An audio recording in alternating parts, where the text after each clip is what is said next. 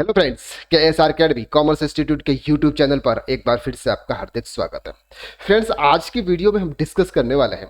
कि sir tax invoice को क्या रिवाइज किया जा सकता है या फिर नहीं किया जा सकता है। बहुत सारे प्रोफेशनल्स की यानी अकाउंटेंट और स्टूडेंट्स की एक क्वेरीज है कि सर टैक्स इनवॉइस इशू जो हम करते हैं क्या उसको बाद में अगर हमसे कोई मिस्टेक हो जाती है, यानी कि हमारे जो अमाउंट था वो हमने गलत इंटर कर लिया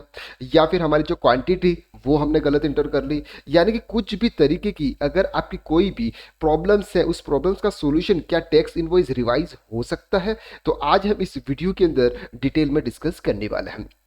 सबसे पहले बात करते हैं कि सेक्शन 31 यानी कि ये जो सेक्शन है ये 31 टैक्स इनवॉइस के रिलेटेड सेक्शन है,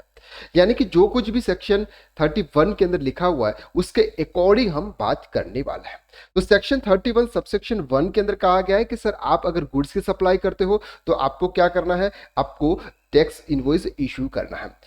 31 सबसेक्शन 2 के अंदर बताया गया अगर आप सर्विस की सप्लाई करते हो तो आपको इनवॉइस इशू करना है, कब करना है ये उन्होंने बताया हुआ है। लेकिन अब हम बात करने वाले हैं सेक्शन 31 सबसेक्शन 3 क्लोज ए।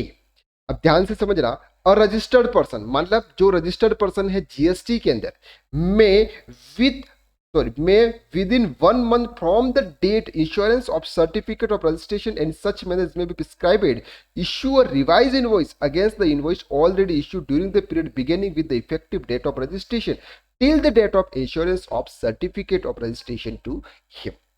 अब सर ये क्या कहता है यह बताते सर, सिंपल अगर हम ये बात करें कि आप अपने टैक्स इनवॉइस को रिवाइज नहीं कर सकते, सबसे पहली कंडीशन तो ये है कि आप अपने टैक्स इनवॉइस को रिवाइज नहीं कर सकते। लेकिन यहां पर उन्होंने बताया हुआ कि आप इस कंडीशन के अंदर सेक्शन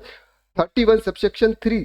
क्लोज ए के अंदर उन्होंने लिखा है कि आप इस केस में अपने इस टैक्स इनवॉइस को रिवाइज कर सकते हो, यानी कि जो भी आपका इनवॉइस है उसको रिवाइज कर सकते हो। कौन सा बताया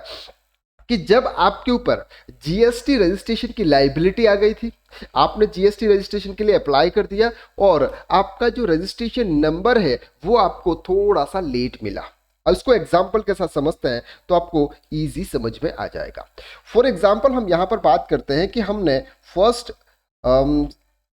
जुलाई 2022 को हमने जीएसटी के लिए अप्लाई किया था, यानी कि उस दिन हमारी लाइबिलिटी आ चुकी थी और हमने जीएसटी अप्लाई करने के बाद हमको जो जीएसटी का रजिस्ट्रेशन मिला वो मिला फॉर एग्जांपल 30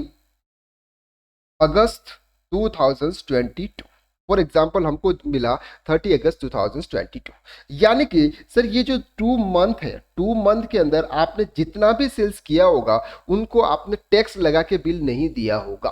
क्यों नहीं दिया? क्योंकि सर आपके पास में अभी जीएसटी नंबर्स नहीं है जिससे आप टैक्स चार्ज करें। लेकिन जब आपने इन मंथ का यानी कि जुलाई और अगस्त मंथ का आपने जो इनवॉइस इश्यू किए होंगे और उस इनवॉइस को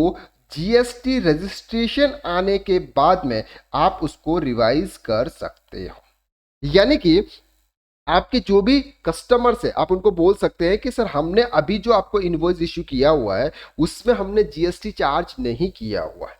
लेकिन हमने जीएसटी के लिए अप्लाई कर दिया हुआ है। जैसे ही हमारा जीएसटी नंबर आ जाएगा हम ये जो इनवॉइस है उसको रिवाइज कर देंगे और इनवॉइस रिवाइज करने के बाद हम आपसे टैक्स चार्ज करेंगे, उसको आपको पेमेंट करना पड़ेगा और आप अपने इस रिटर्न के अंदर इनपुट टैक्स क्रेडिट भी ले सकते हैं। तो ये जो क्लोज है सेक्शन 31 सब क्लोज 3 ये बताता है कि सर आप इस केस में अपने जो इनवॉइस है उसको रिवाइज कर सकते हो, अदरवाइज आप किसी अदर मोड में अपने इस इनवॉइस को रिवाइज नहीं कर सकते हो। अब सर यहां पर हम बात करते हैं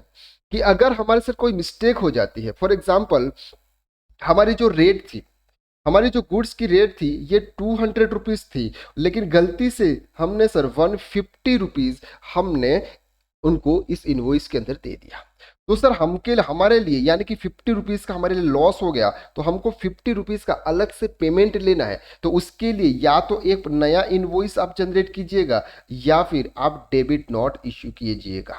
क्योंकि डेबिट नोट्स का मतलब कि हम उनसे पैसे मांग रहे हैं, इसके लिए आपको डेबिट नोट इश्यू करना है। तो आज की वीडियो में आपने ये क्लियर कर दिया होगा और आपको ये जो कंसेप्ट है वो क्लियर हो चुके होंगे कि सर हमें टैक्स इनवॉइस इशू यानी कि टैक्स इनवॉइस है उसको रिवाइज करना चाहिए या फिर नहीं करना चाहिए। अगर ये वीडियो आपको अच्छा लगा तो वीडियो को लाइक कीजिएगा, शेयर कीजिएगा, और अगर आपने हमारे इस चैनल को सब्सक्राइब नहीं किया है तो प्लीज़ इस चैनल को सब्सक्राइब कर लीजिएगा। Thank you so much.